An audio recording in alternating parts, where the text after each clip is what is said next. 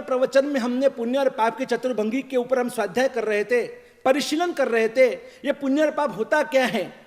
जो श्रीपाल मैना सुंदर की कल हमने बात सुनी, वो उज्जैन नगरी जहां पर प्रजापाल राजा राज कर रहे थे, और राजसभा में जब दोनों उनकी बेटियां मैना सुंदर और सुर सुंदरी दोनों पढ़ लिख कर बड़ी होकर और दोनों राजसभा में आती है, और उन दोनों की परीक्षा के लिए प्रजापाल राजा विविध प्रश्न पूछते। उसमें एक प्रश्न इतना तार्किक प्रश्न था कि प्रजापाल राजा उन दोनों बेटियों से पूछता है कि आज आपको जो कुछ मिला है, आपको रूप मिला, आपको शरीर मिला, आपको रिद्धि सिद्धि समृद्धि मिली, आपको राज्य वैभव मिला, आप जब प्यास लगती है आप पानी मांगते हो तो दूध हाजिर होता है, आप दूध मांगते हो तो दूध पाक हाजिर होता है, ऐसे तो आपका पुण्य है।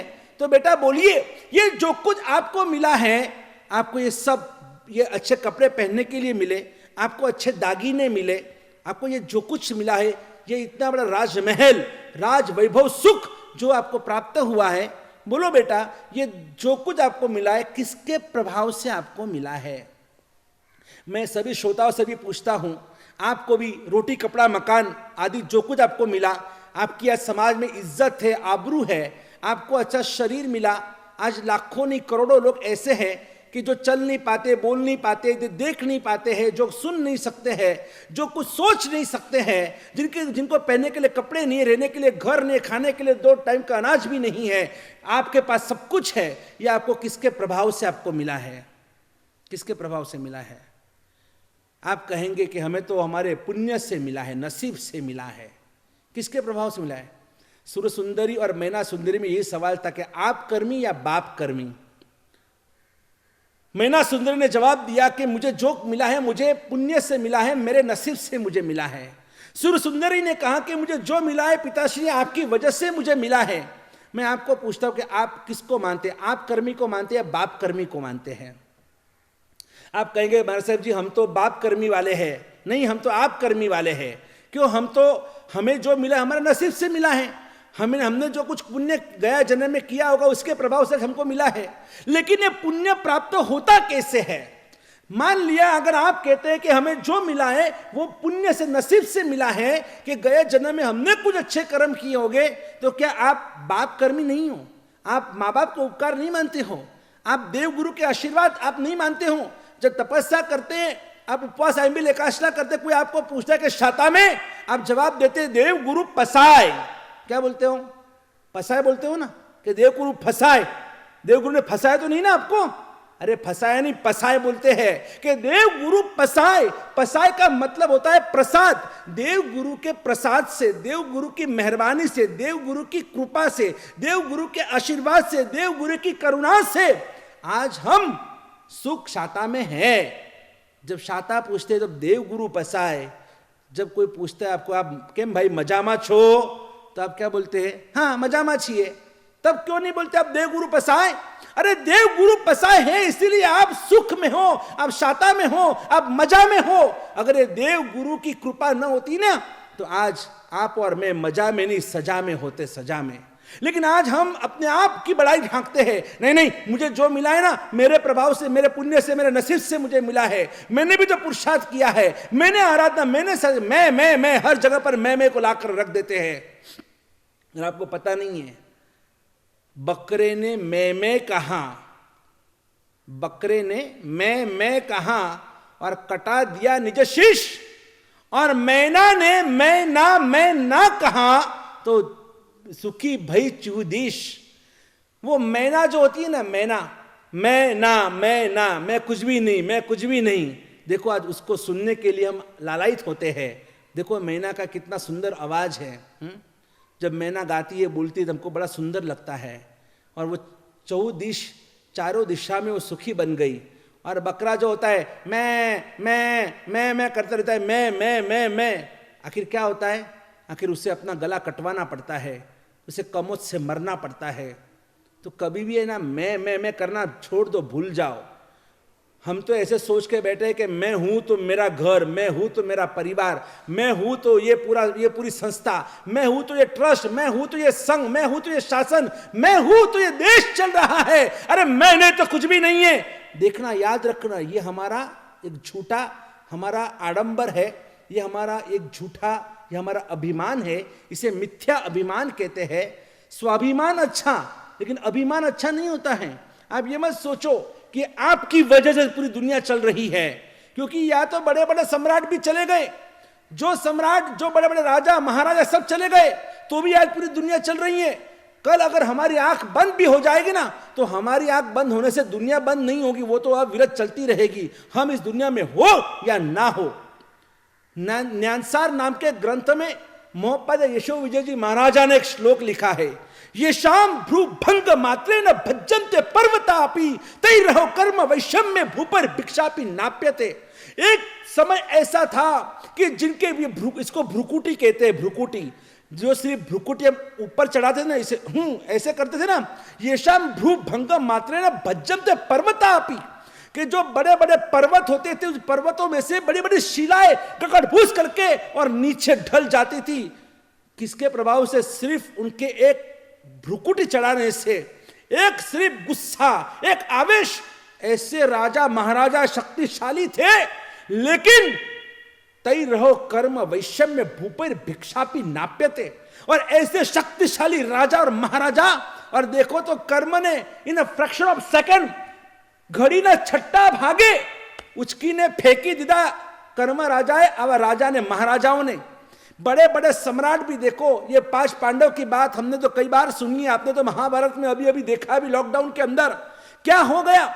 ये युधिष्ठिर जैसे, युधिष्ठिर को भी जब 5 पांडवों को इतने शक्तिशाली कहलाने वाले, और उनको भी द्यूत के अंदर 5 के 5 पांडव हार गए, यहां तक कि पांडव तो हार गए, द्रौपदी को भी दांव पे लगा दिया, और इतनी बड़ी सभा के अंदर भी द्रौपदी का वस्त्र हरण हुआ।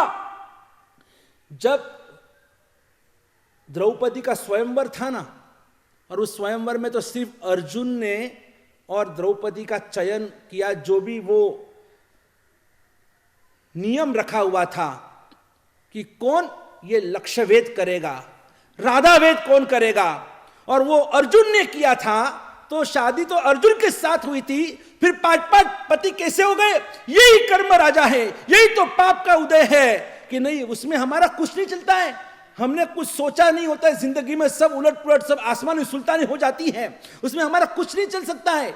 कभी कभी भवितव्यता ऐसी होती है, हम ही कुछ कर्म बांध कर हम यहां पर आए हैं, जिसकी वजह से हम चाहते हुए भी हम कुछ तो भी होनी अनहोनी को हम रोक नहीं सकते हैं। और इसीलिए तो 5 पति की पत्नी द्रौपदी कहलाई। आज कोई भी, भले वो सती होने के बावजूद भी, आज कोई भी माँ बाप अपनी बेटी का नाम द्रौपदी कभी रखने को तैयार नहीं है। ये क्या कर्म नहीं तो क्या है। हाँ, इन 5 पांडवों को ऐसे शक्तिशाली होते हुए भी कोई द्रौपदी का वस्त्रण रोक नहीं पाए। इतना ही नहीं, उन 5 को वनवास में 12 साल तक जाना पड़ा, 13वां साल गुप्तवास में रहना पड़ा। और कैसा गुप्तवास? इतना गदाधारी भीम, मां शक्तिशाली भीम, जिनमें 100 हाथी का बल था, और ऐसे भीम को भी एक रसोइया बनना पड़ा। और अर्जुन जैसा गांडीवधारी अर्जुन, महाशक्तिशाली अर्जुन, और उसी में 1 साल तक नपुंसक के रूप में रहना पड़ा। और ये द्रौपदी, और उसको भी एक दासी का रूप लेना पड़ा। ये सब किसका खेल है भाई, किसका खेल? जो अगर इतने शक्तिशाली का भी कुछ नहीं चलता है। भगवान महावीर के कान में खीले ठोके गए, भगवान महावीर के पैर में खीर आग लगाकर खीर बनाई गई, और भगवान महावीर के ऊपर भी तेजोलेशा छोड़ी गई। भगवान महावीर को भी उस पापी संगम ने एक रात में 20 माह उपसर्ग के काल चक्र छोड़ा भगवान महावीर के ऊपर। भगवान भी जमीन के अंदर अपने ये ढीचन तक, यानी कि नीच तक जमीन के अंदर उनको भी उतर जाना पड़ा। और इतने भयंकर जो किलामना, इतना भयंकर त्रास, इतनी भयंकर पीड़ा भगवान महावीर को भी सहन करनी पड़ी। तेजोलेशा छोड़ने के बाद उस गौशाला ने जब भगवान के ऊपर तेजोलेशा छोड़ी, भगवान को भी 6 महीने तक उन्हें पेट के अंदर इतना भयंकर एक अग्नि उत्पन्न हुई, जिसकी वजह से परमात्मा को भी 6 महीने तक खून के दस्त हुए, भगवान को भी खून के दस्त हुए। ये कैसा कर्म है कि ये तीर्थंकर को भी नहीं छोड़ता है। ये कैसा कर्म है, वो खंदक मुनि, और कोई गलती ना होते हुए भी, और राजा ने मात्र एक उनको मिसअंडरस्टैंडिंग हो गई कि मेरी महारानी इनको देखकर रोई क्यों। अरे वो सगे भाई बहन थे, लेकिन राजा बाजू में खड़ा था, उसके मन में मिसअंडरस्टैंडिंग हो गई कि नक्की लगता है कि इसका कोई यार होना चाहिए। साधु भगवान को देखकर राजा के मन में ऐसा दुर्विचार आना और गुस्से में आकर सोचे बिना, और उन्होंने तुरंत अपने सेवक को कह दिया जाओ और वो जो मुनि भगवान थे उस मुनि भगवान की पूरी चमड़ी उतार दो कि जिनकी वजह से मेरी महारानी की आंख में आंसू आ गए। और वो जो सेवक थे वो मुनि भगवान का पीछा करते करते जंगल में जाते हैं और जंगल में जाकर उस महात्मा को कह दे कि महात्मा हमारे राजा का हुक्म है कि आपकी पूरी चमड़ी उतारनी है। वो मुनि भगवान कह सकते थे कि तेरे राजा को बोल मैं उनका साला महाराज हूं और तू मेरा बनवी है और ये मेरी बहन का राज्य है और मेरे लिए मैंने कौन सी गलती की है। नहीं, जो उपसर्ग आया है मुझे सहन करना है। और उस खंदक मुनि की पूरी चमड़ी उतार दी गई बिना वजह, बिना कारण, सिर्फ एक मिसअंडरस्टैंडिंग के कारण। तो भी उन्होंने वे सहन कर लिया।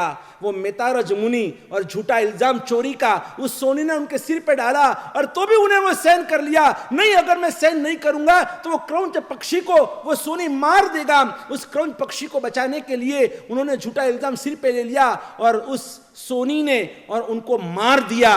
और ये देखो, ये कर्म बिना वजह सब परेशानी हो रही है, लेकिन ये बिना वजह हम कहते हैं अरे मैंने तो कुछ किया ही नहीं है। नहीं, निश्चित रूप से गए जन्म में कुछ ना कुछ गलत किया ही होगा। भगवान महावीर के कान में ऐसे ही किसी ने खिले नहीं ठोके। वो 18वें 27 भव में 18वां भव जो था त्रिपुष्ट वासुदेव का भव, और उस भव के अंदर भगवान महावीर की आत्मा जब त्रिपुष्ट वासुदेव के रूप में थी तब उन्होंने शैया पालक के कान में और एक आवेश में आकर गरम गरम लोहे का रस उस कान के अंदर डाल दिया, डलवा दिया। और वही कर्म उदय में आया कि भगवान महावीर को कर्म बाकी रह गया था। तो 27वें भव में जब स्वयं भगवान महावीर बने और कौशिक ध्यान में खड़े थे तो वही व्यक्ति शैया पालक और वही सेवक और अनंतर भव में करते करते और इस 27वें भव में एक वो ग्वाला बना है और उसने भगवान महावीर के कान में खीले ठोके खीले। कैसे सहन किया होगा अपने परमात्मा महावीर स्वामी जी ने इन खीलों को। नहीं, यानी इसके निश्चित इन सबके पीछे कोई ना कोई कारण है। उस कारण का नाम ही है कर्म, और जो अशुभ कर्म होते हैं उसी को कहते हैं पाप, जो शुभ कर्म होते हैं उसी को कहते हैं पुण्य। और ऐसे ये पुण्यानुबंधी पुण्य और पुण्यानुबंधी पाप, पापानुबंधी पुण्य और पापानुबंधी पाप, इसी चतुर्भंगी को हमको बराबर समझना है कि मैं जो भी कर रहा हूं ये चार में से कौन से कैटेगरी का है। क्योंकि हमें पुण्यानुबंधी पुण्य चाहिए या पुण्यानुबंधी पाप चलेगा, दो चलेगा। बाकी पापानुबंधी पुण्य और पापानुबंधी पाप कभी हमारे जिंदगी में स्पर्श भी नहीं होना चाहिए। पुण्यानुबंधी पुण्य, वापिस दोहराता हूं, श्रीपाल महाराज की कल मैंने आपको ये एक उदाहरण दिया हुआ था, शालीभद्र जी का उदाहरण कि कितनी साहिबी थी, रोज 99 पेटियां उतरना करना, ये पहले भी मैं बोल चुका हूं। इतनी इनकी रिद्धि सिद्धि समृद्धि होने के बावजूद भी जिसको भुगतने में भी कोई तकलीफ नहीं थी और छोड़ने में भी कोई तकलीफ नहीं थी, छोड़ के चले गए और भगवान महावीर का शिष्यत्व स्वीकार कर लिया। ये पुण्यानुबंधी पुण्य है। तो पुण्यानुबंधी पाप, पाप के उदय काल में, ये तीसरा भंगा है कि पाप के उदय काल में वापस नया पुण्य उपार्जन करना। बहुत मांग कर, शालीभद्र का पूर्व भव हम याद करेंगे, बहुत मांग कर और रो कर, और वो खीर उन्होंने अपने माँ के पास बनवाई थी। अड़ोसन पड़ोसन ने, किसी ने दूध, किसी ने चावल, किसी ने शक्कर देकर और उसी से रो कर वो खीर उन्होंने तैयार करवाई। और जब वो खीर हाथ में आई और वो ठंडी करने के लिए रखी है और उस समय बस खाने की तैयारी में, तब मन में विचार आया कोई गुरु भगवान यहाँ से जाए तो उनको मैं वोरा कर और फिर मैं वापरूं। और उतने में वहां से मां सक्षमन के पारने वाले कोई गुरु भगवान और गोची ओरने निकले हुए थे। ये बेचारा छोटा सा बच्चा संगम दौड़ कर जाता है, गुरु भगवान को लेकर आता है और अत्यंत भावुक होकर, जो भी एक वाटकी में खीर थी, अपने लिए बनाई हुई खीर, निर्दोष खीर थी, और वो पूरी खीर उन्होंने गुरु भगवान को वोरा दी और इतने खुश हो रहे हैं। और देखो, पाप के उदय काल में कि जिसको खाने के भी फाफे हैं, और ऐसी स्थिति में भी उनको गुरु भगवान याद आना और वो खीर वोराना, ये कितनी बड़ी ये भावना है। और इसीलिए वो संगम जो रोडपति था, इसी पुण्य के प्रभाव से पाप के उदय काल में खाना नहीं है घर में, लेकिन छोटी सी कटोरी में खीर, और उस खीर के प्रभाव से देखो वो जो गोचरी वोराई, और उससे क्या हुआ, ऐसा पुण्य का अनुबंध कर दिया कि वो संगम उसी रात को उसे ऐसी नजर लग गई जिसकी वजह से वो मर गया, और मरकर वो संगम और सीधे शालीभद्र बने। वो मेघ कुमार, हाथी का भव जो था पूर्व भव के अंदर, जंगल के प्राणियों को बचाने के लिए एक हाथी का भव, हाथी का भव बोले तो तिर्यंज का भव, तिर्यंज का भव बोले तो ये पाप का उदय काल है, कि पाप के उदय काल में आपको ऐसे गति, तिर्यंज की गति मिलती है, नरक की गति मिलती है। लेकिन ऐसे तिर्यंज गति में भी मन में भाव कैसे, जंगल के सभी प्राणियों को मैं बचाऊं बचाऊं बचाऊं, और इस भावना से उन्होंने, जंगल में आग लगी, सभी प्राणियों को उन्होंने बचाया, बचा तो लिया, जंगल की आग बुझ गई, सब चले गए, वो अकेला हाथी अभी वो एक खरगोश को बचाने के लिए 2.5 दिन तक, 2.5 दिन यानी 60 आवर्स और 60 घंटे तक वो सिर्फ और सिर्फ अपने 3 पैरों के ऊपर खड़ा है। और ऐसी स्थिति में जब वो पैर नीचे रखने जाता है, बैलेंस नहीं रहता है, गिर जाता है, और फिर 15 दिन तक न खाना न पीना। कभी मन में यह विचार नहीं आया कि अरे मैंने क्या किया, कि मैंने क्यों सबको बचाने के लिए अपनी जान मैंने दांव पे लगाई। नहीं, मैंने जो किया वो सही किया। और उसी देखो इस धर्म के प्रभाव से जो उन्होंने किया, उस हाथी ने पाप के उदय काल में वो तिरंज गति में भले जन्म लिया, लेकिन जो उन्होंने परोपकार धर्म के खरगोश की जिंदगी बचाई, और इसकी वजह से मरकर और सीधे मेघ कुमार बने, सैनिक महाराजा के सुपुत्र बने, भगवान महावीर के हाथ से दीक्षा मिली, पाप के उदय काल में भी नया पुण्य का बंध किया।